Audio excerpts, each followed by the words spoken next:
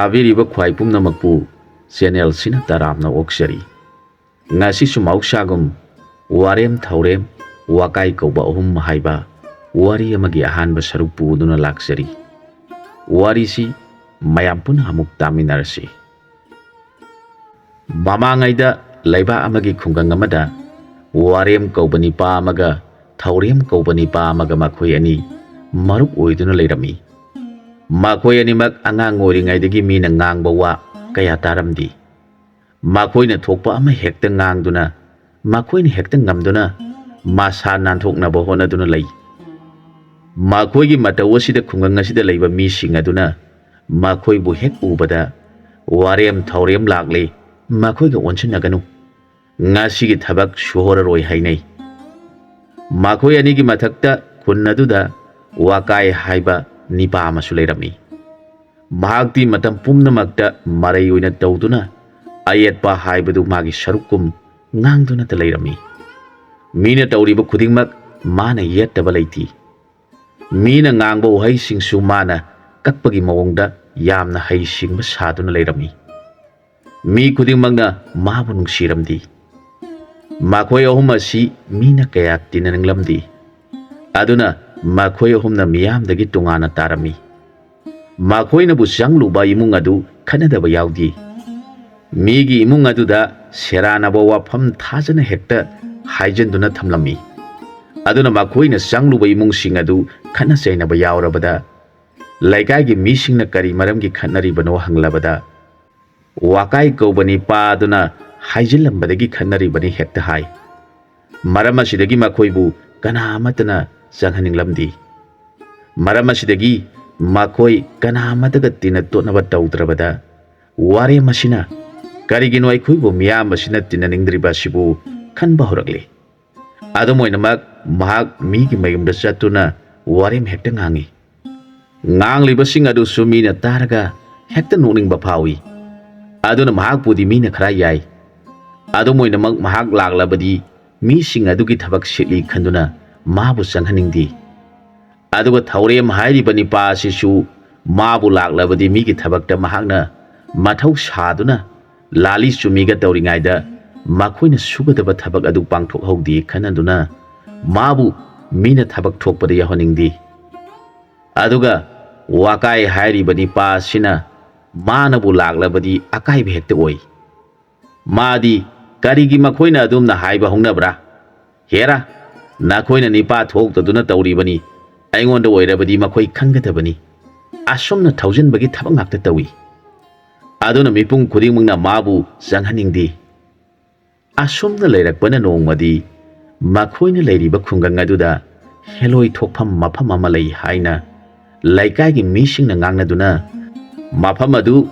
laikai khungang aduda leiriba mising aduna yamna kinarami miyam aduna kina ngangnaba taraga ware maduna sumna hairakhi hera nakhoina heloi bu kari gi kiribano makhoidi fakhraba ngaktani makhoibu thengnajaba ngamlabadi nungaigadoribani aidi makhoibu unaningduna leiramlibani magi wadu taraga mising aduna adumna soy nganganganu hainaribasi phaginati hairakhi makhoi mayamgi wadu taraga waremna nakhoidi wari sutta di tadana heloi sing adugi manungda tombi adubu phaduna laurabadi magi khudobadu phanglabadi thoda thokpa ngami hai aduna kadaidano makhoine leiriba mafam adu aingonda ta'u hera magumba nupina karigi mida tamnaduna leiba sari maduda miya maduna adumna soy nganganganu phati kari tawraga makhoibu tanthokadagi khanasi hairakhi wadu thaurem kauba aduna taraga nakhoina kari maramgi itauna hairiba sidi yelibano madi numit chupagi heloi leifam thiduna leiribani akhang baitao sina ngangbada nakhoina karigi thajadribano mana phakhibe heloi si tarukti sukhrabani aduna itauna handak pharabadi aigi oijage hek haire thauremgi wadu taraga biyam aduna mashi masu mathau ilai leitana mathau saraduna mana ngangba sari hek hairakhi wadu taraga thauremna itaw nangna nahan heloi phabada changkhiba polam singdu kari kari no wadu da waremna matau mandana khumlakhi chumi ta aina tumina lairi basi aina heloi phabada changadaba polam adu polam ma loi thokhiduna ai hak thauna phabangam daduna tumina lairi bani maduda thaure maduna kari polam watlabage takpiu aikhoi mayam changduna pot adu phangnaba honasi haraklabada warem maduna mamangai dhau singna sizinaramba hidakni kuimalladuna nahan makhoi taruk phaba aduda hidak loi thokre aduda aina thauna phana haiba ngamdaduna tauribani madubu natrabadi karisu leitrabi nupi macha heloi aduna karibu tawgaduribano maduda thaurem kaubani pa aduna kari hidanu haidopu yadabra miyam asina asuk wana ribasida itauna hidadu haidokuna lairiba dubu kayam luba hidakno haidopu yadabra hairakhi maduda waremna haidokpa budi aya dubu khara luba aduda phangloidra tawbani hairakhi thawoina karigi phangloidaba haidokpa yadaba dubu haiduna itauna heloi phage hairibano toklo hek hairakhi matawgi wadu targa waremna aina haiba sida idaw mangna thajaba phangbidrabanina haidok sarage mamangaida sati mai thaba matamda mainungdagi maigi maisa phangduna siba kiduna song tholakpa nupi adubu mi mayam changduna pharaga mainungda mu haptuna mai thakhiba nupi adugi machet kharadang idhau sing aduna lili macha amada heloi phanabani haiduna thambirami maduna han heloi taruk phaba aduda loithokkhiduna aina haibadi haidok luraga pot adu leitabadagi tumina muk leiribani hairakhi magi wadu taraga thauremna adu oirabadi khungang asida leiriba mapuroiba sikhrabi nupi ama aikhoi mayam changduna pharaga mainungda hunjinduna mabu lauraga machet ama laurasi mahak ama mangbabu miyamgi phanabani mangja sinu hek hairakhi miyamdu achumbo oiroboi khanduna tumin tumi leinakhi wadu taraga wakayaduna toklo heloi phabagi mi amabu mainungda langsinduna hatkadra heloi gi yaini hairiba khudob adusu maiba singna sarot marana konba khudob adunabu kari kana gani haibage haiduna wakai suduna mayamadugi khanari badu thuaikhri makhoi ahumna ngangnari itausa makhoina hairiba heloi haiba adubu sumlamgadra makhoina kibagi oiranganida amana hoida heloina bu tamnai haiba wa sibu amukta tadri heloi di atombidu loba ngamlabadi nungai yaifna pali hairibani aduga makhoina kiribadu karigino makhoi si pangmandi wakai aduna madugi wadudi irai laibu wani aina nakhoi ani bu khangal luraga thabak oina tausi hairakani haiduna aina tanduna haiduktabagi wani hairakhi maduda waremga thaurem kouba nipa aniduna hayuni mawong chaba thabak oirabadi miyam asigi mamangda aikhoi ahumna tawduna heloi bungami haiba matang thokhrabadi miyam asina aikhoi ahumna ngang sakpada thajadriba si soidana thajagadoribani maduda wakaina aikhoi ahumgi manungda amana phajana keraga heloi saduna heloi lei hairiba songbandarak aduda leirasi aduga ani amana heloi gi machinja adu pairaga amana sumna haigadabani mafam asida leiriba heloi na khoi mafam asida leiba yadre na khoi leinaba mafam pirage satsi lau ai khoi warem thaurem wakai kauba ai khoi humna ngang liba khungang asida na khoi leiba yara roi tholau karigumba ai khoi humna haiba sida na khoi ne yadrabadi na khoi ne leiriba mafam asi maina tumna thadokani ai khoi de na khoi na thuptuna leiriba du loina khangbani aduna hana na khoi da phajana hairiba sini ai khoi humna phajana hairiba sida na khoi su yaw na khoi gi na chinjak pirage sachi law haina kauthokadabani maduda lotuna leiriba heloi shabi aduna tholaktuna na khoi ani gi matung induna satkadawani aduga khungi matai khara lamna chalaba matamda ai khoi hum halaktuna khungi misinga unasi haina haudok labada waremna wafam adudi yamna phare itaw wakai nahangna heloi saro aduga ꯏꯇꯥꯎ ꯊꯧꯔꯦꯝꯒ ꯑꯩꯈꯣꯏ ꯑꯅꯤꯅ ꯊꯕꯛ ꯑꯗꯨ ꯄꯥꯡꯊꯣꯛꯂꯒꯦ ꯌꯥꯝꯅ ꯐꯔꯕ ꯋꯥꯐꯝꯅꯤ ꯍꯥꯏꯅꯗꯨꯅ ꯃꯈꯣꯏ ꯑꯍꯨꯝꯅ ꯈꯨꯡꯒꯪꯒꯤ ꯄ꯭ꯔꯖꯥꯁꯤꯡꯗ ꯍꯥꯏꯔꯛꯈꯤ ꯍꯌꯦꯡ ꯑꯁꯤ ꯑꯩꯈꯣꯏꯒꯤ ꯈꯨꯡꯒꯪꯒꯤ ꯌꯨꯝꯊꯣꯡ ꯁꯤꯠꯅ ꯅꯪꯅ ꯉꯝꯖꯕ ꯑꯔꯩꯕ ꯄꯣꯠ ꯈꯔ ꯈꯥꯏꯖꯤꯟꯅꯗꯨꯅ ꯄꯨꯔꯛꯇꯨꯅ ꯃꯐꯝ ꯑꯁꯤꯗ ꯅꯨꯃꯤꯗꯥꯡ ꯃꯝꯁꯤꯜꯂꯛꯄꯗ ꯊꯨꯡꯂꯒꯗꯧꯕꯅꯤ ꯑꯩꯈꯣꯏ ꯑꯍꯨꯝꯅ ꯍꯦꯂꯣꯏꯁꯤꯡ ꯑꯁꯤ ꯃꯆꯤꯟꯖꯥꯛ ꯊꯥꯗꯨꯅ ꯀꯧꯊꯣꯛꯂꯒ ꯂꯥꯞꯅ ꯇꯥꯟꯊꯣꯛꯈ꯭ꯔꯒꯅꯤ ꯃꯗꯨꯗ ꯌꯦꯡꯅꯤꯡꯕ ꯈꯨꯟꯒꯤ ꯀꯤꯗꯕ ꯃꯤ ꯈꯔꯁꯨ ꯌꯥꯎꯒꯗꯕꯅꯤ ꯃꯈꯣꯏ ꯑꯍꯨꯝꯒꯤ ꯋꯥꯗꯨ ꯇꯥꯔꯒ ꯈꯨꯟꯒꯤ ꯃꯤꯁꯤꯡ ꯑꯗꯨꯅ ꯏꯕꯨꯡ ꯑꯍꯨꯝꯃꯛ ꯂꯥꯏ ꯈꯨꯔꯨꯝꯕ ꯍꯥꯏꯕꯗꯨꯕꯨꯗꯤ ꯌꯥꯎꯖꯒꯦ ꯑꯗꯨꯒ ꯍꯦꯂꯣꯏꯁꯤꯡ ꯂꯥꯞꯅ ꯄꯨꯗꯨꯅ ꯊꯤꯟꯗꯣꯛꯀꯅꯤ ꯍꯥꯏꯕ ꯑꯗꯨꯗꯤ ꯑꯩꯈꯣꯏ ꯌꯥꯎꯖꯔꯣꯏ ꯅꯈꯣꯏ ꯑꯍꯨꯝꯅ ꯊꯣꯛꯄ ꯇꯧꯔꯣ ꯃꯗꯨꯗ ꯋꯥꯔꯦꯝ ꯀꯧꯕ ꯑꯗꯨꯅ ꯅꯈꯣꯏꯁꯤ ꯀꯤꯁꯨ ꯀꯤꯒꯟꯈ꯭ꯔꯦ ꯑꯗꯨ ꯀꯤꯒꯟꯕ ꯅꯈꯣꯏꯅꯁꯨ ꯑꯩꯈꯣꯏ ꯑꯍꯨꯝꯅ ꯉꯥꯡꯕ ꯋꯥꯁꯨ ꯐꯠꯇꯕꯅꯤ ꯀꯥ ꯈꯟꯖꯕ ꯁꯥꯔꯤ ꯌꯦꯡꯉꯨ ꯍꯌꯦꯡ ꯍꯦꯂꯣꯏ ꯑꯗꯨꯅ ꯅꯤꯡꯉꯥꯏ ꯇꯧꯔꯕꯗꯤ ꯑꯩꯈꯣꯏ ꯑꯅꯤꯅ ꯐꯨꯗꯨꯅ ꯄꯨꯒꯗꯧꯔꯤꯕꯅꯤ ꯋꯥꯗꯨ ꯇꯥꯔꯒ ꯄ꯭ꯔꯖꯥꯁꯤꯡ ꯑꯗꯨꯅ ꯑꯣꯟꯊꯣꯛꯄ ꯋꯥꯅꯤ ꯃꯈꯣꯏꯅ ꯍꯥꯏꯔꯤꯕ ꯑꯁꯤꯕꯨ ꯑꯐꯕ ꯑꯣꯏꯒꯗꯧꯔꯤꯕ꯭ꯔꯥ ꯀꯔꯤꯒꯨꯝꯕ ꯑꯐꯕ ꯑꯣꯏꯈ꯭ꯔꯕꯗꯤ ꯐꯒꯅꯤ ꯅꯠꯇꯗꯨꯅ ꯐꯠꯇꯕ ꯊꯣꯛꯂꯕꯗꯤ ꯈꯨꯡꯒꯪ ꯑꯁꯤ ꯑꯋꯥꯕ ꯑꯣꯏꯔꯒꯅꯤ ꯈꯟꯅꯈꯤ ꯑꯗꯨꯝ ꯑꯣꯏꯅꯃꯛ ꯑꯈꯪꯕ ꯀꯅꯥꯁꯨ ꯂꯩꯇꯕꯅ ꯃꯈꯣꯏ ꯃꯌꯥꯝꯗꯨ ꯃꯈꯣꯏ ꯑꯍꯨꯝꯅ ꯍꯥꯏꯔꯤꯕꯗꯨ ꯇꯧꯕ ꯇꯥꯈꯤ ꯅꯣꯡꯉꯥꯜꯂꯕꯗ ꯋꯥꯀꯥꯏꯅ ꯅꯨꯄꯤꯒꯤ ꯐꯖꯕ ꯐꯤ ꯁꯦꯠꯂꯗꯨꯅ ꯅꯨꯃꯤꯠ ꯇꯥꯐꯥꯠꯇ꯭ꯔꯤꯉꯩꯗ ꯃꯈꯣꯏ ꯑꯍꯨꯝ ꯃꯐꯝ ꯑꯗꯨꯗ ꯆꯠꯇꯨꯅ ꯋꯥꯀꯥꯏꯒꯤ ꯃꯅꯪꯒꯟꯗ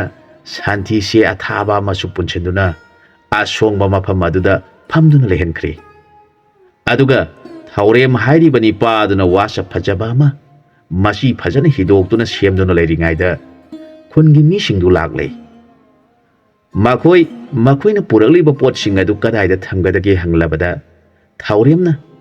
ꯃꯐꯝ ꯑꯁꯤꯗ ꯍꯥꯞꯄ ꯌꯥꯕ ꯄꯥꯇ꯭ꯔꯗ ꯄꯨꯟꯅ ꯍꯥꯞꯇꯨꯅ ꯊꯝꯃꯨ ꯍꯥꯏꯔꯕꯗ ꯃꯈꯣꯏ ꯃꯌꯥꯝꯅ ꯄꯨꯔꯛꯄ ꯄꯣꯠꯁꯤꯡꯗꯨ ꯁꯪꯕꯥꯏ 5ꯃꯨꯛ ꯑꯣꯏꯔꯦ ꯃꯗꯨ ꯋꯥꯔꯦꯝꯅ ꯂꯥꯇꯣꯟ ꯐꯖꯕ ꯑꯃꯗ ꯈꯔ ꯃꯁꯤꯡ ꯁꯨꯅ ꯍꯥꯞꯇꯨꯅ ꯊꯝꯂꯦ ꯃꯝꯁꯤꯜꯂꯛꯄ ꯃꯇꯝ ꯑꯣꯏꯔꯛꯇꯨꯅ ꯃꯤꯁꯤꯡ ꯑꯗꯨꯅ ꯀꯤꯅꯔꯛꯇꯨꯅ ꯍꯥꯏꯅꯔꯛꯈꯤ ꯏꯕꯨꯡꯉꯣ ꯈꯣꯏ ꯅꯈꯣꯏ ꯑꯍꯨꯝꯅ ꯀꯔꯝꯅ ꯇꯧꯒꯗꯧꯔꯤꯕꯅꯣ ꯊꯕꯛ ꯑꯗꯨ ꯇꯧꯕ ꯌꯥꯗ꯭ꯔꯤꯕ꯭ꯔꯥ ꯍꯪꯂꯛꯂꯕꯗ ꯋꯥꯔꯦꯝꯅ ꯃꯌꯥꯝ ꯄꯨꯝꯅꯃꯛ ꯑꯩꯈꯣꯏꯒ ꯆꯠꯃꯤꯟꯅꯁꯤ ꯍꯥꯏꯕ꯭ꯔꯥ ꯅꯠꯇ꯭ꯔꯒ ꯑꯩꯈꯣꯏ ꯈꯛꯇ ꯊꯕꯛ ꯑꯁꯤ ꯇꯧꯖꯧ ꯍꯥꯏꯕ꯭ꯔꯥ ꯍꯪꯂꯕꯗ ꯃꯤꯌꯥꯝ ꯑꯗꯨꯅ ꯀꯤꯕꯗꯒꯤ ꯏꯕꯨꯡꯉꯣ ꯈꯣꯏ ꯊꯕꯛ ꯑꯁꯤꯗꯤ ꯅꯈꯣꯏꯅ ꯉꯝꯒꯅꯤ ꯍꯥꯏꯈꯤꯕꯅꯤꯅ ꯅꯈꯣꯏꯅ ꯐꯅꯕ ꯄꯥꯡꯊꯣꯛꯑꯣ ꯑꯩꯈꯣꯏ ꯃꯌꯥꯝꯗꯤ ꯃꯔꯝꯁꯨ ꯀꯔꯤꯁꯨ ꯈꯪꯗꯦ ꯑꯗꯨꯅ ꯆꯠꯂꯒꯦ ꯃꯗꯨꯗ ꯊꯧꯔꯦꯝꯅ ꯃꯌꯥꯝꯁꯨ ꯂꯥꯏ ꯈꯨꯔꯨꯝꯕ ꯑꯁꯤꯗꯗꯤ ꯌꯥꯎꯕꯤꯈꯣ ꯃꯈꯣꯏꯕꯨ ꯊꯤꯟꯗꯣꯛꯈꯤꯕ ꯍꯥꯏꯕꯗꯨ ꯀꯤꯔꯕꯁꯨ ꯑꯩꯈꯣꯏꯅ ꯐꯅꯕ ꯇꯧꯖꯒꯦ ꯍꯥꯏꯔꯕꯗ ꯃꯤꯌꯥꯝ ꯑꯗꯨꯅ ꯍꯣꯏꯅꯦ ꯃꯈꯣꯏꯅ ꯍꯥꯏꯔꯤꯕꯁꯤ ꯆꯨꯝꯃꯤ ꯂꯥꯏ ꯈꯨꯔꯨꯝꯕꯗꯤ ꯌꯥꯎꯈꯤꯁꯤ ꯍꯥꯏꯅꯗꯨꯅ ꯂꯩꯔꯤ ꯐꯖꯅ ꯃꯝꯁꯤꯜꯂꯛꯂꯕ ꯃꯇꯝ ꯑꯗꯨꯗ ꯋꯥꯔꯦꯝ ꯀꯧꯕ ꯅꯤꯄꯥ ꯑꯗꯨꯅ ꯂꯥꯇꯣꯟꯗ ꯍꯥꯞꯂꯤꯕ ꯄꯣꯠꯁꯤꯡ ꯑꯗꯨ ꯑꯁꯣꯡꯕ ꯑꯗꯨꯒꯤ ꯃꯅꯥꯛꯇ ꯊꯥꯔꯒ ꯍꯥꯏꯔꯛꯏ ꯍꯩ ꯃꯐꯝ ꯑꯁꯤꯗ ꯃꯤꯕꯨ ꯀꯤꯍꯟ ꯈꯪꯍꯟꯗꯨꯅ ꯂꯩꯔꯤꯕ ꯂꯥꯏ ꯅꯍꯥꯛ ꯍꯧꯖꯤꯛꯇꯤ ꯑꯩꯈꯣꯏ ꯅꯤꯄꯥ ꯑꯍꯨꯝꯅ ꯈꯪꯂꯦ ꯑꯗꯨꯅ ꯑꯩꯈꯣꯏ ꯑꯍꯨꯝꯅ ꯅꯈꯣꯏꯒꯤ ꯆꯤꯟꯖꯥꯛ ꯄꯤꯔꯒꯦ ꯊꯣꯛꯂꯛꯎ ꯀꯔꯤꯒꯨꯝꯕ ꯊꯣꯛꯂꯛꯇꯕ ꯊꯣꯛꯂꯕꯗꯤ ꯑꯩꯈꯣꯏ ꯑꯍꯨꯝꯕꯨ ꯋꯥꯔꯧꯕ ꯇꯧꯒꯅꯨ ꯑꯩꯈꯣꯏꯕꯨ ꯐꯠꯇꯦ ꯍꯥꯏꯒꯅꯨ ꯑꯗꯨꯅ ꯃꯐꯝ ꯑꯁꯤꯗ ꯅꯈꯣꯏ ꯂꯩꯕ ꯌꯥꯗ꯭ꯔꯦ ꯑꯩꯈꯣꯏꯅ ꯄꯤꯔꯤꯕ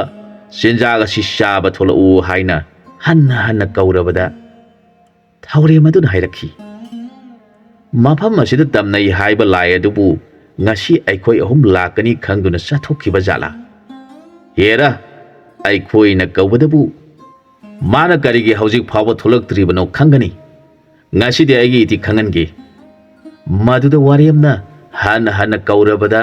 ꯋꯥꯀꯥꯏ ꯀꯧꯕ ꯅꯤꯄꯥ ꯑꯗꯨꯅ ꯍꯦꯂꯣꯏ ꯁꯥꯗꯨꯅ ꯐꯖꯅ ꯃꯅꯥꯗ ꯂꯩꯔꯥꯡ ꯐꯖꯕ ꯑꯃꯃꯝꯁꯨ ꯊꯦꯠꯂꯗꯨꯅ ꯐꯖꯈ꯭ꯔꯕ ꯑꯄꯥꯕ ꯐꯤ ꯑꯃ इलदुना असोंग नरक अदुदगी हेक थोलक्पा अदुदा लैरमलिबा मी पुम्नमक्तुना उरे मदु उबदगी मखोई किनरदुना मखुतसिंग अदु अमगा अमगा पाइनदुना तुंग खरा खरा हंदोकनै मतमदुदा थौरेम कौबा अदुना मखुत पाइरिबा वासगी चैयदुना हेलोई सारिबी नुपी अदुगी मनंगंदा सजैयदुना करिगी नंगना कौबदा लाक्त्रिबनो असुम हाइदुना अनि अहुमलक कल्ले मदुदा हेलोई सारिबी अदुना माया शिक्षिनुना ngangbagi mawong tawrakhi मदु तारगा मियाम अदुना किनरदुना नाखोइना थोकबा तौजा होरो आइखोइ चटले हाइरम लगा चेनखरे ꯃꯈꯣꯏ ꯃꯌꯥꯝꯅ ꯍꯥꯏꯅꯩ ꯃꯈꯣꯏꯁꯤ ꯌꯥꯝꯅ ꯍꯩꯕ ꯃꯤ ꯉꯥꯛꯇꯅꯤ ꯂꯥꯏ ꯑꯗꯨ ꯊꯣꯛꯂꯛꯄꯒ ꯀꯔꯤꯒꯤ ꯀꯧꯕꯗ ꯊꯣꯛꯂꯛꯇ꯭ꯔꯤꯕꯅꯣ ꯍꯥꯏꯗꯨꯅ ꯐꯨꯍꯧꯔꯦ ꯂꯥꯏ ꯑꯗꯨꯅ ꯁꯥꯎꯗꯨꯅ ꯀꯟꯅ ꯉꯪꯍꯧꯔꯦ ꯀꯔꯝ ꯇꯧꯒꯗꯧꯔꯤꯕꯅꯣ ꯐꯔꯕꯗꯤ ꯐꯩ ꯅꯠꯇꯗꯨꯅ ꯀꯔꯤꯒꯨꯝꯕ ꯂꯥꯏ ꯑꯗꯨꯅ ꯉꯝꯈꯤꯗꯨꯅ ꯑꯩꯈꯣꯏ ꯃꯌꯥꯝꯗ ꯇꯥꯏꯅꯕ ꯊꯣꯛꯂꯕꯗꯤ ꯀꯔꯝ ꯇꯧꯒꯅꯤ ꯍꯥꯏꯅ ꯉꯥꯡꯅꯗꯨꯅ ꯆꯦꯟꯅꯔꯤ ꯃꯇꯝ ꯑꯗꯨꯗ ꯋꯥꯔꯦꯝꯅ ꯂꯥꯛꯑꯣ ꯂꯥꯛꯑꯣ ꯍꯥꯏꯗꯨꯅ ꯊꯥꯎꯔꯦꯝꯅ ꯆꯠꯂꯨ ꯆꯠꯂꯨ ꯍꯥꯏꯔꯒ ꯃꯌꯥꯏꯗ ꯍꯦꯂꯣꯏ ꯁꯥꯔꯤꯕꯤ ꯑꯗꯨꯅ ꯆꯠꯂꯤꯕꯗꯨ ꯃꯈꯣꯏꯅ ꯄꯨꯔꯤꯕ ꯂꯥꯇꯣꯟꯗ ꯊꯥꯔꯤꯕ ꯄꯣꯠꯂꯝꯁꯤꯡꯒꯤ ꯃꯔꯛꯇ ꯌꯥꯎꯔꯤꯕ ꯎꯆꯥꯟꯒꯤ ꯃꯩꯔꯥ ꯑꯗꯨꯅ ꯑꯃꯨꯛ ꯑꯃꯨꯛ ꯉꯥꯜꯂꯛꯄ ꯃꯇꯝꯗ ꯆꯦꯟꯈ꯭ꯔꯤꯕ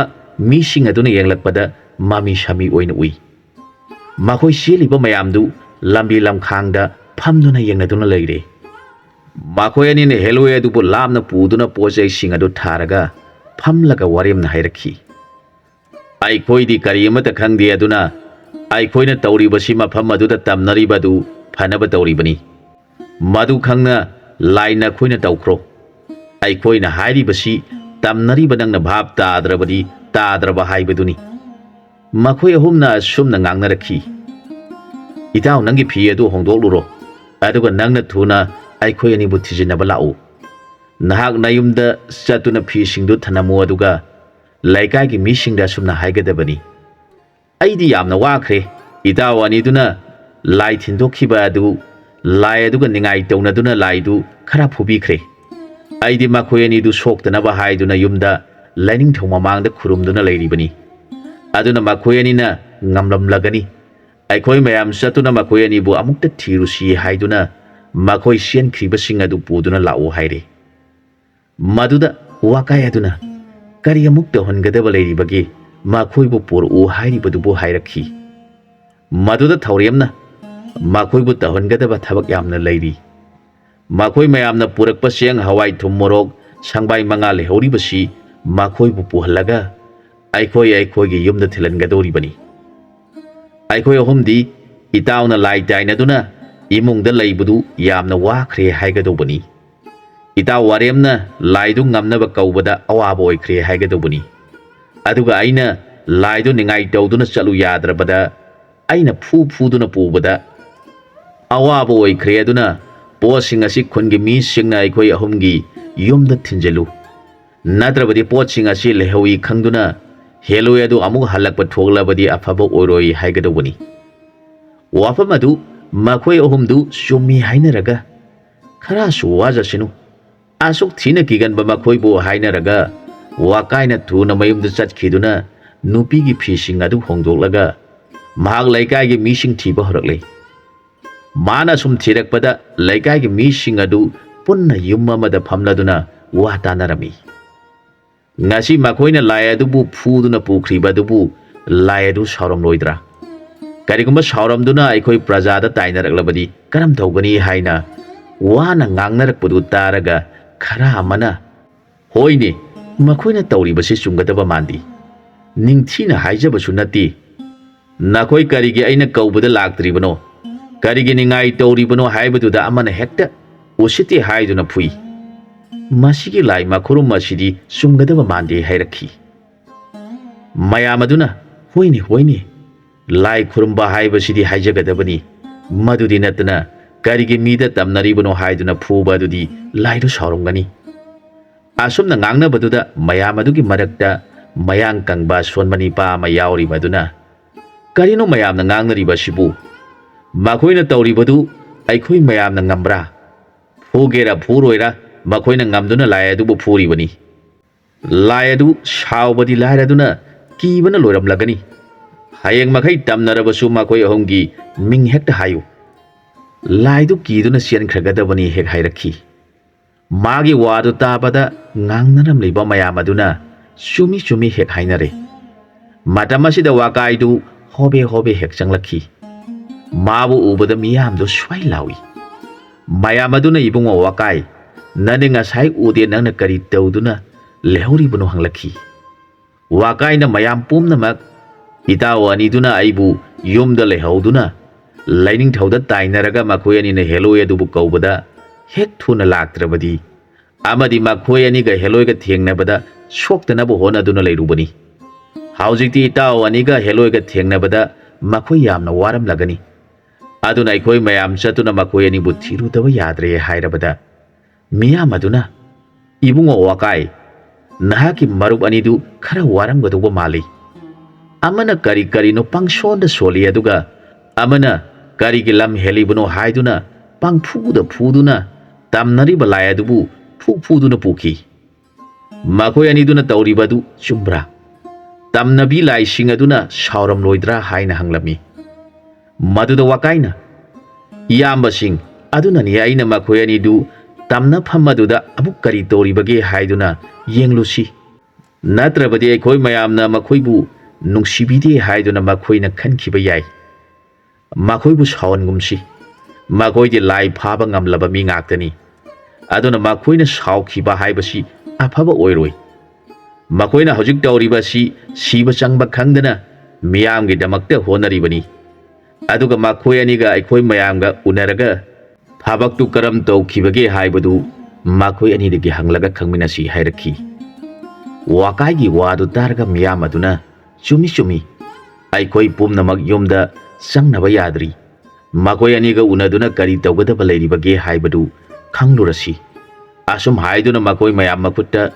ꯃꯩꯔꯥ ꯄꯥꯏꯅꯗꯨꯅ ꯍꯦꯂꯣꯏ ꯊꯣꯛꯐꯝ ꯑꯗꯨꯗ ꯂꯥꯛꯂꯦ ꯃꯈꯣꯏ ꯃꯌꯥꯝꯅ ꯃꯐꯝ ꯑꯗꯨꯗ ꯂꯥꯛꯄ ꯎꯕꯗ ꯋꯥꯔꯦꯝ ꯊꯧꯔꯦꯝ ꯑꯅꯤꯗꯨ ꯃꯈꯣꯏꯒꯤ ꯃꯅꯥꯛꯇ ꯆꯪꯁꯤꯜꯂꯛꯇꯨꯅ ꯑꯀꯤꯕ ꯋꯥꯔꯤ ꯁꯥꯕ ꯍꯧꯔꯛꯂꯦ ꯊꯧꯔꯦꯝꯅ ꯃꯌꯥꯝ ꯌꯦꯡꯂꯗꯨꯅ ꯍꯥꯏꯔꯛꯈꯤ ꯇꯤꯜꯂꯤꯕ ꯏꯌꯥꯝꯕ ꯏꯅꯥꯎꯁꯤꯡ ꯄꯨꯝꯅꯃꯛ ꯇꯥꯕꯤꯌꯨ ꯃꯐꯝ ꯑꯁꯤꯗ ꯂꯩꯔꯝꯕ ꯂꯥꯏ ꯑꯗꯨꯕꯨꯗꯤ ꯏꯇꯥꯎꯅ ꯀꯥꯎꯊꯣꯛꯇꯨꯅ ꯆꯠꯁꯤ ꯍꯥꯏꯕꯗ ꯃꯥꯅ ꯅꯤꯡꯉꯥꯏ ꯇꯧꯔꯕꯗ ꯑꯩꯅ ꯁꯥꯎꯗꯨꯅ ꯃꯥꯕꯨꯁꯨ ꯈꯔ ꯊꯤꯅ ꯐꯨꯕꯤꯈ꯭ꯔꯦ ꯃꯗꯨꯗ ꯃꯥꯅ ꯍꯥꯏꯔꯝꯃꯤ ꯅꯈꯣꯏ ꯑꯍꯨꯝꯅ ꯉꯝꯗꯨꯅ ꯑꯩꯈꯣꯏꯕꯨ ꯊꯤꯅ ꯇꯧꯕꯤꯔꯦ ꯑꯗꯨꯕꯨ ꯃꯐꯝ ꯑꯁꯤꯗ ꯑꯩꯈꯣꯏꯗꯤ ꯏꯆꯥ ꯄꯣꯛꯇꯨꯅ ꯂꯩꯔꯦ ꯑꯩꯈꯣꯏ ꯑꯍꯟ ꯈꯔꯗꯤ ꯅꯈꯣꯏꯅ ꯇꯥꯟꯊꯣꯛꯄ ꯑꯗꯨꯗ ꯆꯠꯂꯦ ꯑꯗꯨꯒ ꯏꯆꯥꯁꯤꯡ ꯑꯗꯨꯗꯤ ꯑꯉꯥꯡ ꯑꯣꯏꯕꯅꯤꯅ ꯆꯠꯄ ꯉꯝꯗꯗꯨꯅ ꯂꯩꯍꯧꯔꯦ ꯑꯗꯨꯅ ꯅꯈꯣꯏ ꯑꯍꯨꯝꯅ ꯆꯥꯟꯕꯤꯗꯨꯅ ꯏꯆꯥꯁꯤꯡ ꯑꯗꯨꯒ ꯑꯩꯈꯣꯏꯒ ꯎꯅꯅꯕ ꯇꯧꯕꯤꯌꯨ ꯑꯩꯈꯣꯏꯗꯤ ꯅꯈꯣꯏꯒꯤ ꯃꯍꯩ ꯑꯁꯤꯅ ꯀꯟꯕ ꯍꯦꯟꯈꯤꯕꯅ ꯑꯃꯨꯛ ꯍꯟꯅ ꯆꯪꯕ ꯌꯥꯔꯔꯣꯏ ꯍꯥꯏꯔꯛꯏ ꯑꯗꯨꯅ ꯍꯌꯦꯡ ꯑꯁꯤ ꯀꯤꯔꯣꯏꯗꯕ ꯃꯤ ꯈꯔ ꯃꯐꯝ ꯑꯁꯤꯒꯤ ꯃꯣꯟꯁꯣꯡ ꯑꯁꯤ ꯀꯣꯛꯊꯣꯛꯇꯨꯅ ꯃꯩ ꯊꯥꯕ ꯇꯥꯔꯤ ꯃꯆꯥꯁꯤꯡ ꯑꯗꯨ ꯆꯦꯟꯕ ꯉꯝꯕꯅ ꯆꯦꯟꯈ꯭ꯔꯁꯤꯅꯨ ꯉꯝꯗꯕꯅ ꯃꯩꯅ ꯆꯥꯛꯈ꯭ꯔꯒꯅꯤ ꯑꯗꯨꯅ ꯍꯌꯦꯡ ꯀꯤꯔꯣꯏꯗꯕ ꯃꯤ ꯈꯔ ꯌꯥꯎꯕꯤꯌꯨ ꯑꯗꯨꯒ ꯑꯀꯤꯕ ꯃꯈꯩꯗꯤ ꯌꯥꯎꯗꯕꯅ ꯐꯒꯅꯤ ꯀꯔꯤꯒꯨꯝꯕ ꯇꯝꯅꯕꯤꯁꯤꯡ ꯑꯗꯨꯅ ꯆꯦꯟꯊꯣꯔꯛꯄꯗ ꯊꯦꯡꯅꯕ ꯊꯣꯛꯂꯕꯗꯤ ꯐꯠꯇꯕ ꯑꯣꯏꯕꯁꯨ ꯌꯥꯏ ꯍꯥꯏꯔꯕꯗ ꯃꯤꯁꯤꯡ ꯑꯗꯨ ꯉꯁꯥꯏ ꯃꯈꯣꯏꯒꯤ ꯃꯃꯤꯠꯁꯤꯡ ꯑꯗꯨꯅ ꯍꯦꯂꯣꯏ ꯍꯥꯏꯕꯗꯨꯅꯤ ꯍꯥꯏꯕꯗꯨ ꯎꯍꯧꯕꯗꯒꯤ ꯀꯤꯔꯗꯨꯅ ꯑꯁꯨꯝꯅ ꯍꯥꯏꯔꯛꯈꯤ ꯏꯕꯨꯡꯉꯣ ꯑꯍꯨꯝꯃꯛ ꯊꯕꯛ ꯑꯗꯨ ꯑꯩꯈꯣꯏꯕꯨ ꯌꯥꯎꯍꯟꯕꯤꯔꯒꯅꯨ ꯑꯩꯈꯣꯏ प्रजाꯁꯤꯡꯗꯤ ꯂꯥꯏꯒ ꯊꯦꯡꯅꯕ ꯍꯥꯏꯕꯗꯨ ꯀꯔꯤꯁꯨ ꯈꯪꯗꯕꯅꯤꯅ ꯐꯠꯇꯕ ꯑꯣꯏꯔꯛꯄ ꯌꯥꯏ ꯑꯗꯨꯅ ꯑꯈꯪꯕ ꯂꯥꯏ ꯇꯥꯏꯅꯕ ꯉꯝꯕ ꯏꯕꯨꯡꯉꯣ ꯑꯍꯨꯝꯅ ꯐꯅꯕ ꯑꯗꯨꯃꯛ ꯇꯧꯕꯤꯈ꯭ꯔꯣ ꯍꯥꯏꯔꯕꯗ ꯋꯥꯔꯦꯝꯅ ꯑꯁꯨꯝꯅ ꯍꯥꯏꯔꯛꯈꯤ ꯑꯗꯨ ꯑꯣꯏꯔꯕꯗꯤ ꯍꯌꯦꯡꯁꯤ ꯂꯩꯀꯥꯏ ꯑꯁꯤꯗ ꯂꯩꯔꯤꯕ ꯀꯦꯔꯣꯁꯤꯟ ꯊꯥꯎ ꯑꯗꯨ ꯃꯌꯥꯝꯅ ꯈꯥꯏꯖꯤꯟꯅꯗꯨꯅ ꯄꯨꯟꯁꯤꯜꯂꯒ ꯃꯐꯝ ꯑꯁꯤꯗ ꯄꯨꯕꯤꯔꯛꯎ ꯃꯗꯨꯒꯤ ꯃꯊꯛꯇ ꯑꯩꯈꯣꯏ ꯑꯍꯨꯝꯗꯤ ꯊꯕꯛ ꯑꯗꯨꯗ ꯈꯨꯠ ꯊꯥꯗꯣꯛꯅꯕ ꯌꯥꯔꯣꯏꯗꯕꯅ ꯑꯩꯈꯣꯏ ꯑꯍꯨꯝꯒꯤ ꯆꯥꯅꯕ ꯆꯥꯛ ꯌꯦꯟꯁꯥꯡꯗꯤ ꯂꯩꯀꯥꯏꯗ ꯐꯖꯅ ꯊꯣꯡꯕꯤꯔꯒ ꯅꯤꯄꯥ ꯈꯔꯅ ꯄꯨꯍꯟꯕꯤꯔꯛꯎ ꯑꯗꯨꯒ ꯉꯁꯤꯒꯤ ꯈꯨꯟꯒꯤ ꯃꯤꯌꯥꯝꯅ ꯂꯥꯏꯗ ꯀꯠꯅꯕꯅꯤ ꯍꯥꯏꯗꯨꯅ ꯄꯨꯕꯤꯔꯛꯄ ꯄꯣꯠꯁꯤꯡ ꯑꯁꯤ ꯂꯥꯏꯗ ꯀꯠꯈ꯭ꯔꯕ ꯃꯇꯨꯡꯗ ꯁꯪꯕꯥꯏ ꯃꯉꯥꯗꯤ ꯂꯩꯔꯤ ꯃꯁꯤꯗꯤ ꯐꯠꯇꯕ ꯂꯥꯏꯒꯤ ꯄꯣꯠ ꯑꯣꯏꯕꯅꯤꯅ ꯃꯌꯥꯝꯗ ꯄꯤꯕꯗ ꯐꯠꯇꯕ ꯊꯣꯛꯀꯅꯤ ꯑꯗꯨꯅ ꯃꯤꯌꯥꯝꯅ ꯄꯨꯕꯤꯔꯒ ꯑꯩꯈꯣꯏ ꯑꯍꯨꯝꯒꯤ ꯏꯃꯨꯡꯁꯤꯡꯗ ꯄꯤꯕꯤꯔꯝꯃꯨ ꯃꯈꯣꯏꯒꯤ ꯋꯥꯗꯨ ꯇꯥꯔꯒ ꯃꯤꯌꯥꯝ ꯑꯗꯨꯅ ꯍꯔꯥꯎꯅ ꯃꯈꯣꯏ ꯑꯍꯨꯝꯁꯤ ꯌꯥꯝꯅ ꯐꯕ ꯃꯤ ꯉꯥꯛꯇꯅꯤ ꯅꯍꯥꯟ ꯃꯈꯩ ꯑꯩꯈꯣꯏꯅ ꯃꯈꯣꯏꯕु ꯋꯥꯔꯦꯝ ꯊꯧꯔꯦꯝ ꯋꯥꯀꯥꯏ ꯇꯧꯕ ꯃꯤꯅꯤ ꯈꯜꯂꯨꯕꯗꯨ ꯃꯈꯣꯏꯗꯤ ꯂꯥꯏꯒꯤ ꯃꯔꯝꯗ ꯅꯤꯡꯊꯤꯅ ꯈꯪꯕ ꯃꯤ ꯉꯥꯛꯇ ꯑꯣꯏꯔꯝꯂꯦ ꯍꯥꯏꯅꯗꯨꯅ ꯃꯈꯣꯏꯅ ꯍꯥꯏꯔꯤꯕ ꯈꯨꯗꯤꯡꯃꯛ ꯌꯥꯔꯦ ꯃꯈꯣꯏ ꯑꯍꯨꯝꯗꯨ ꯃꯌꯨꯝ ꯌꯧꯅꯔꯕꯗ ꯊꯧꯔꯦꯝꯅ ꯑꯁꯨꯝꯅ ꯃꯤꯌꯥꯝꯒꯤ ꯃꯃꯥꯡꯗ ꯍꯥꯏꯔꯛꯈꯤ ꯏꯇꯥꯎꯁꯥ ꯉꯁꯤꯒꯤꯗꯤ ꯃꯤꯌꯥꯝ ꯌꯥꯎꯕꯤꯗꯨꯅ ꯑꯩꯈꯣꯏꯒꯤ ꯃꯇꯦꯡ ꯄꯥꯡꯕꯤꯔꯦ ꯍꯌꯦꯡꯗꯤ ꯇꯧꯒꯗꯧꯔꯤꯕ ꯊꯕꯛ ꯑꯗꯨ ꯑꯩꯈꯣꯏ ꯑꯍꯨꯝꯅ ꯇꯧꯒꯗꯕ ꯑꯣꯏꯕꯅ ꯑꯩꯈꯣꯏ ꯑꯍꯨꯝ ꯄꯨꯟꯅ ꯂꯩꯃꯤꯟꯅꯗꯨꯅ ꯍꯌꯦꯡ ꯇꯧꯒꯗꯕ ꯊꯕꯛ ꯑꯗꯨꯒꯤ ꯃꯔꯝꯗ ꯋꯥ ꯈꯔ ꯇꯥꯟꯅꯍꯧꯕꯅ ꯐꯒꯗ꯭ꯔꯥ ꯈꯜꯂꯤ ꯍꯥꯏꯔꯛꯈꯤ ꯊꯧꯔꯦꯝꯒꯤ ꯋꯥꯗꯨ ꯇꯥꯔꯒ ꯋꯥꯀꯥꯏꯅ ꯍꯣꯏꯅꯦ ꯏꯇꯥꯎ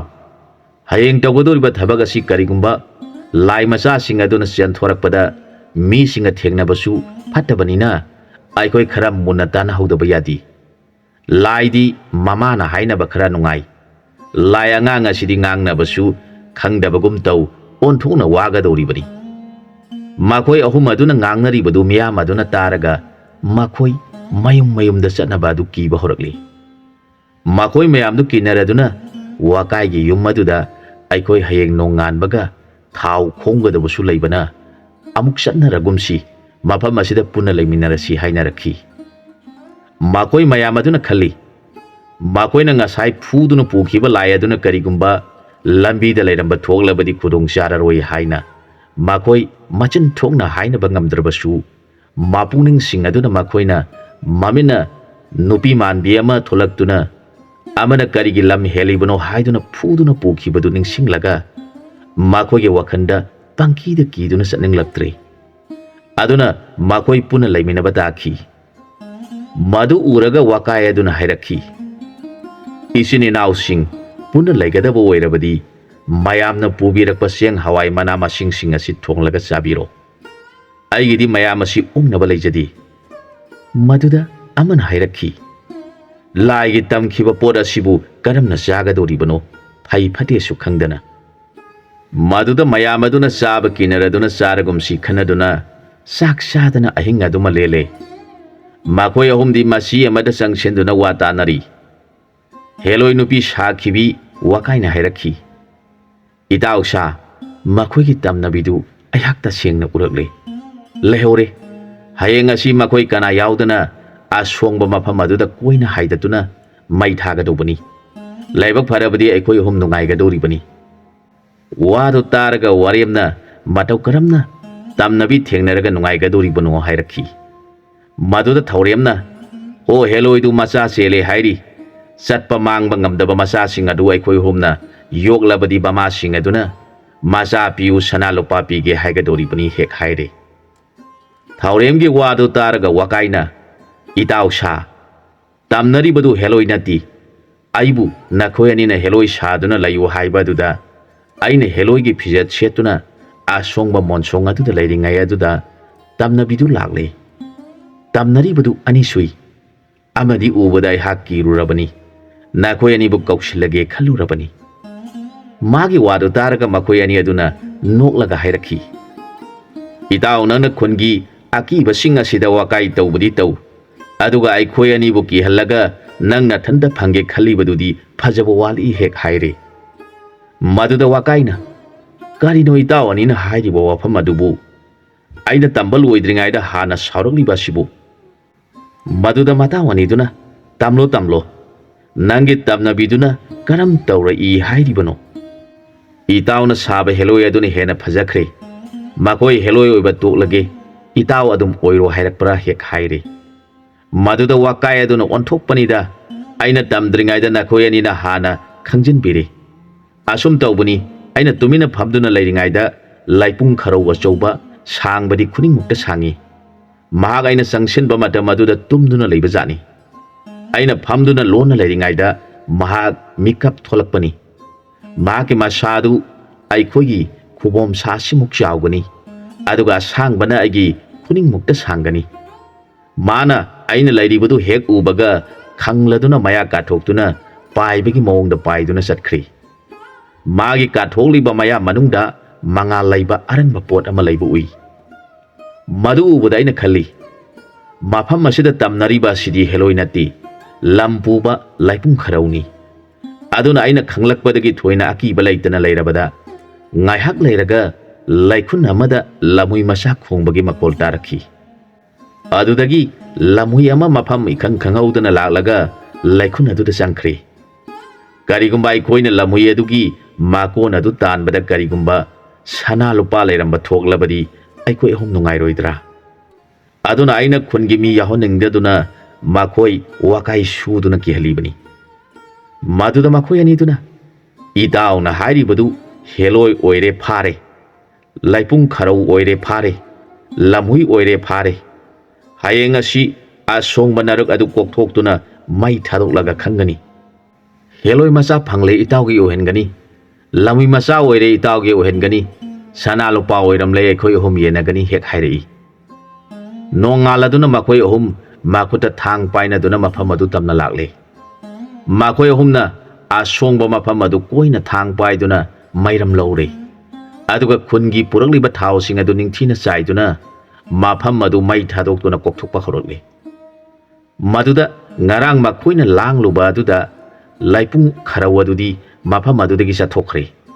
aduga lamui adudi makon aduda macha sing sianba ngamba singa kunduna leiba jani makoina hauriba pambi sing pumna makok thokpa horpa mata maduda lamui gi makon oiriba surung adu thengnari makoi humna yokpak paiduna tanba horokle mata maduda lamui mapi masa ani aduna karino torokliba sibu sel haudrabadi aikoi siragani khanaduna sianga tawbugi tanja yengduna laikhri lamui bama aduna isa sa ima hana sianba horage makoina imara tanaringai dana khoyani su tanja yengduna sel u sinaramlaga lamui mamadu surungdagi sian thokre maduda makoi humna itao hello isian khre tanaro haiduna tanba horage amana itao masigi hello asidi makhong yangi amana mu makhong yangba sinabu tanau hairibani makoi ahum sangduna lauduna tanaribadu kunadugi mi khara lamna makhoina tawribadu yengduna lairibasing aduna makoi ahumna tanaribasi makhoina mai thaduna mafam asi kokthoklubana heloi tholaktuna tanabu oiba tare mafam asi yauna sangsilakpa thoklabadi aikoi natai chararoi hainaraga kina khuntamna sianakhre makoi khara selakpa ubada khungi mi sing aduna kari tawre hanglabada makhoina tammi mafam adu makoi ahumna mai loina thadoklabada heloi sing adu laifam laitaduna chenthorakpada makoi ahumna pharo halo haiduna tana hori aikoi kiduna senaraglibani hek hairabada khungi mi sing aduna karigi yengloribano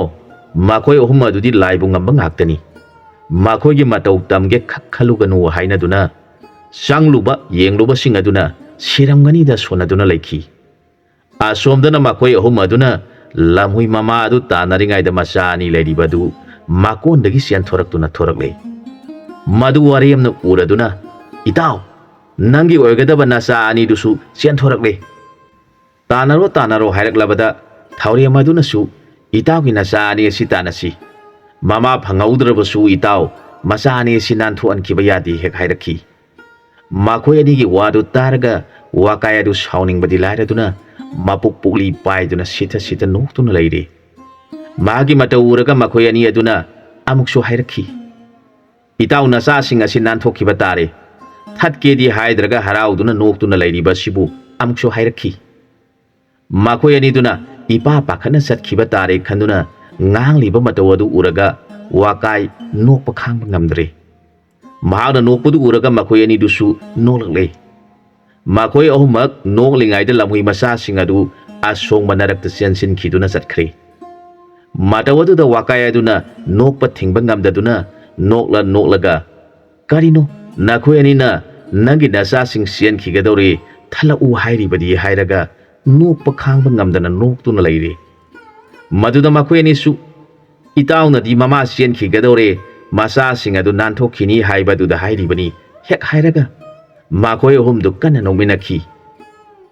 lamui mama aduna karino makoina ngangna horibadubu mama sian khrabasu nasa sing asidi nanthon khiba yadi haiba adu oirabadi makoi ahumgi manungda aibu phaduna launingba nipa amadi yauri bazani aihag isa sing asi puduna athapa mafamda chalhaudabi yadre khanduna masa sing adu puraga arapa mafamda chatkhre maduda lamui masa ani duna mama da hanglakhi ima nipa ani duna nipa maduda nasa sing asi nanthon khiba yadi mama su nanthokhi masa su nanthokhi batarabadi itaugi napungning nungairaroi hayauriba dubu aikhoiga nipa aduga kari thoknabage mama da hanglakhi lamui mama aduna ibungo taibang miyoiba makhoiga aikhoiga bu kari thoknai haibage makoi ahum adu laipak na ngangnariba amana warem kawi amana thaurem kawi mari thongnabra haina nakoina hanglibani pa aduna wakai kawi makoi ahum bu punkrabadi makoina thokpa ngangning mangangduna mi pumna mak sumalibani Maduda machaduna amuk mamada hanglakhi. Ima aikoigi konda lehoriba potsing adudi karam tawgani. Aikoi mafam aduda amuk hanjanba yararoi karam tawgani. Mama aduna isa sa nakoi karisu waruganu. Potsingdu makoina soidana phangkhragani lawjakhrasunu. Imana amuk tanja yenglaga puraglaga loiredana hairakhi. Lamui macha aniduna kayada usitana makoina ngangna horibano khangani. Aikoina tanja hek phangbaga laman singani haiduna leikhre. Makoi homna yopak painaraduna lamui makon tanba horokle. Makoina achau phaba kon sing mamal tanglaba liksing phanglabada makoi homdu phaminaduna wariyamna haudorakhi. Itaugi ngasi isanupi kainaba sidi nungai khidre. Aduna isanupi ge on potsing asidi itaudi kainarabanina phangpam thoktre. Masidi mage on pot ngaktanina mabungoi bai khoina phangpam thui hairakhi. Maduda wakaina nganglibo phamasibu migi saruk amata yaudi.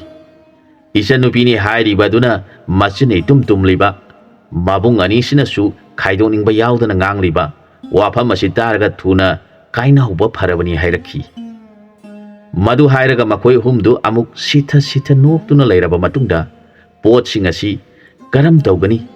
aikoitana pubadi wagani.